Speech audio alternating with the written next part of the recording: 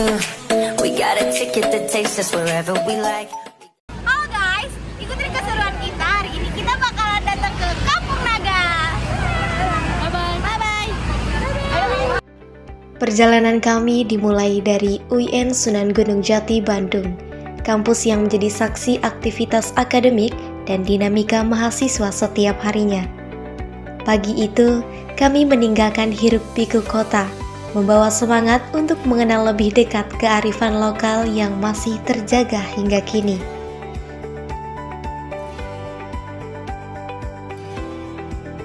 Kendaraan melaju menyusuri jalanan kota Bandung, perlahan meninggalkan gedung-gedung tinggi dan kemacetan, berganti dengan pemandangan perbukitan dan hamparan hijau khas Jawa Barat. Udara terasa semakin sejuk seiring perjalanan menuju arah Tasikmalaya. Sepanjang perjalanan, mata dimanjakan oleh sawah yang membentang luas, pepohonan rindang, serta rumah-rumah warga yang masih sederhana. Jalan berkelok menjadi tempat setia, seakan mengantar kami semakin dekat pada suasana alam dan tradisi yang autentik. Perjalanan kami bukan sekadar perpindahan tempat. Disitulah kami merasakan kehangatan di setiap waktunya. Perjalanan menuju pemahaman akan nilai kesederhanaan, kebersamaan, dan kearifan lokal yang tetap hidup di tengah arus modernisasi.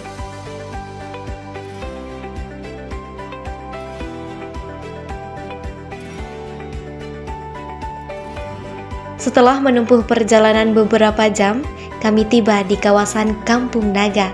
Dari area parkir, perjalanan belum usai. Kami harus menuruni ratusan anak tangga yang membelah perbukitan, diiringi suara gemericik Sungai Ciulan yang mengalir tenang di bawah sana. Menjaga warisan leluhur kehidupan adat Kampung Naga. Kampung Naga adalah salah satu kampung adat yang masih teguh menjaga tradisi leluhur di tengah arus modernisasi. Kampung ini terletak di Kampung Neglasari, Kecamatan Salawu, Kabupaten Tasikmalaya, Jawa Barat. Meski berada tidak jauh dari jalan raya, Kampung Naga seolah menjadi ruang yang terpisah dari hiruk-pikuk dunia luar, dengan nilai-nilai adat yang terus dijaga secara turun-temurun. Tidak ada sumber tertulis yang secara pasti menjelaskan asal-usul nama Kampung Naga, namun masyarakat setempat meyakini bahwa kata naga berasal dari kata nagawir yang memiliki keterkaitan dengan sejarah leluhur kita. Kepercayaan ini diwariskan secara lisan dan menjadi bagian dari identitas kolektif masyarakat Kampung Naga.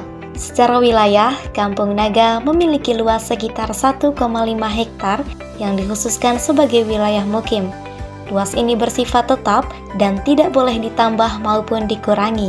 Batas wilayah Kampung Naga ditentukan oleh unsur alam, yakni Sungai Ciulan di sebelah timur, Bukit Kecil di sebelah barat, serta parit kecil di bagian utara dan selatan. Penentuan batas alami ini mencerminkan hubungan harmonis antara masyarakat Kampung Naga dengan alam sekitarnya. Di dalam wilayah tersebut terdapat 109 bangunan yang terdiri atas 104 rumah tinggal dan 5 bangunan umum, yaitu masjid, balai Patamon, bumi ageng, leit, dan rumah Patamon. Seluruh bangunan memiliki bentuk yang seragam, baik dari segi ukuran maupun bahan bangunan.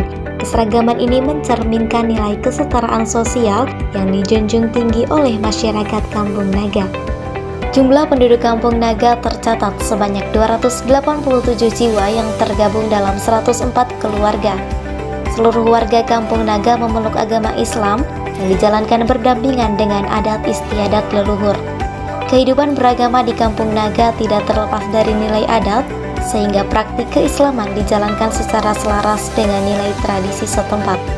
Mata pencaharian utama masyarakat Kampung Naga adalah bertani, khususnya menanam padi. Dalam 1 tahun, masyarakat melakukan penanaman padi sebanyak 2 kali. Meskipun teknik pertanian yang digunakan sudah mengikuti anjuran pemerintah, proses panen tetap harus dilakukan secara kompak dan serentak. Sistem pertanian yang diterapkan dikenal dengan istilah bekam hidup, yaitu hasil panen digunakan untuk memenuhi kebutuhan hidup sendiri, bukan untuk tujuan komersial. Selain bertani, masyarakat Kampung Naga juga memiliki pekerjaan sampingan seperti membuat kerajinan tangan dan berdagang. Aktivitas ini dilakukan tanpa meninggalkan nilai kesederhanaan dan prinsip hidup yang telah diwariskan oleh leluhur mereka. Dalam bidang pendidikan, masyarakat Kampung Naga mengenal pendidikan formal dan non-formal. Pendidikan formal ditempuh di luar wilayah Kampung Naga, dan adat tidak melarang anak-anak untuk melanjutkan pendidikan setinggi mungkin selama orang tua dan anak mampu. Sementara itu, pendidikan non-formal dilakukan di dalam kampung, khususnya melalui kegiatan mengaji setelah maghrib yang bertujuan untuk memperkuat nilai keagamaan sejak dini. Untuk urusan kesehatan, warga Kampung Naga harus keluar dari wilayah kampung apabila membutuhkan pengobatan atau proses persalinan. Hal ini merupakan bagian dari aturan adat yang masih berlaku hingga saat ini. Dalam sistem pemerintahan, Kampung Naga mengenal dua lembaga, yaitu lembaga formal dan lembaga adat. Lembaga formal terdiri dari struktur pemerintahan umum seperti RT dan RW, sementara itu lembaga adat terdiri dari 3 tokoh utama, yaitu Kuncen, Lebe Adat, dan Unduh. Kuncen bertugas memimpin dan menjaga adat istiadat, Lebe Adat mengurus hal-hal yang berkaitan dengan kematian, sedangkan Unduh berperan sebagai pengayom masyarakat dalam kehidupan sehari-hari.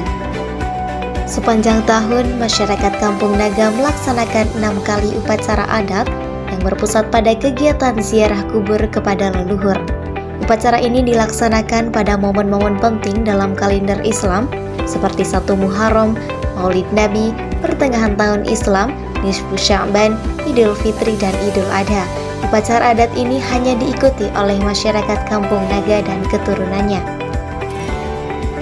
Di Kampung Naga terdapat beberapa tempat yang dianggap tabu, seperti hutan larangan di sebelah timur yang tidak boleh dimasuki siapapun, serta hutan keramat di sebelah barat yang hanya boleh dimasuki pada waktu tertentu, seperti saat upacara adat.